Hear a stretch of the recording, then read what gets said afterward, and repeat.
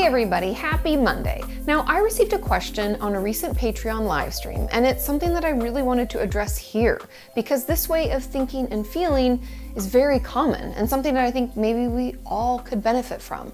Now, the question was, hey Kati, I really struggle with feeling responsible for other people's emotions, including my therapist. I constantly analyze people to ensure I know how they're feeling so that I can respond appropriately.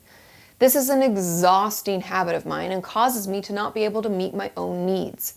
It's especially unhealthy in therapy because I'm so concerned with how my therapist is doing and how I make her feel. She has very healthy boundaries with me and has not played into this issue at all. I believe it really is a me problem. I think it causes me to hold back in session because I don't want to make her sad. For context, I'm completely an empath type and was a parentified child of a single mom. Do you have any advice? Now, first of all, we all know how important boundaries are in life, right? These emotional and physical borders allow us and those around us to feel heard, understood, and respected. But when boundaries are crossed, those benefits are completely lost. Our boundaries can be crossed by others in our life, as well as ignored by us, meaning that maybe we never considered what was okay or not okay for us, or we don't feel confident enough in ourselves to communicate what types of things we won't accept from others.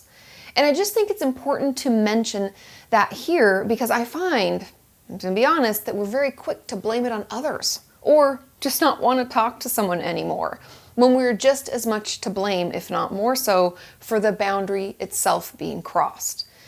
And the reason that I bring up boundaries is because this question reeks of a complete lack of them. When we think, or more likely believe, that we are actually responsible for how someone else feels, our ability to do what's best for us is impaired. Not to mention that we are not responsible for how someone else feels. They own that. Just like the person who asked this question said, this is an exhausting habit of mine and it causes me to not be able to meet my own needs. It's super exhausting and for many reasons. But the main reason is that we cannot read other people's minds. And no matter what we do, we can't make people feel any kind of way. When we engage in this type of behavior, we forget that the other person has a choice. Imagine that. They get to choose how to react or respond to us, and there isn't anything that can be done to ensure we get the response we want.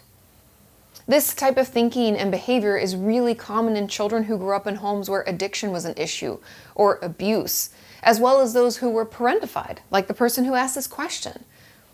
The reason this is so common in homes like that is because we don't feel free to be ourselves and be independent. Too much of our life is wrapped up and affected deeply by unhealthy things that someone else is doing. Too much of it is out of our control. And so we control the one thing that we can, ourselves. We can think that if we just say or do the right thing, they won't hurt us or use drugs or be sad all the time. But going back to what I already mentioned, we don't control them.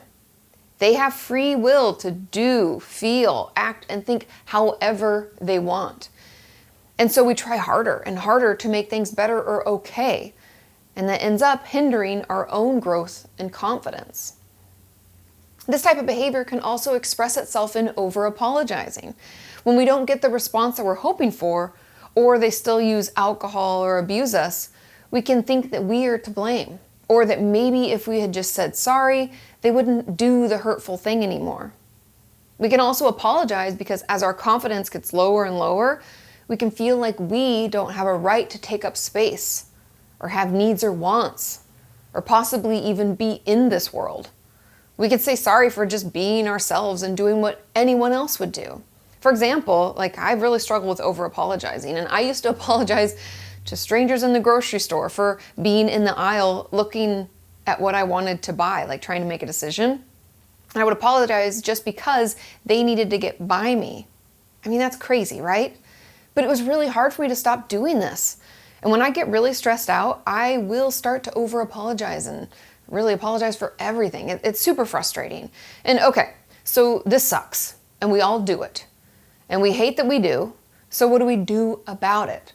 Well, the first thing, and what was actually the most helpful for me personally, was to start noticing how often we get upset about something someone else did.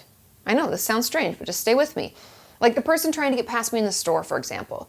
If I was trying to get past someone else, would I be upset at them for being there and expect an apology? Of course I wouldn't. Or do I expect everyone in my life to do exactly what I want? And if they don't, I become irate? Nope. What if someone said something that was upsetting to me? Would I immediately lash out at them?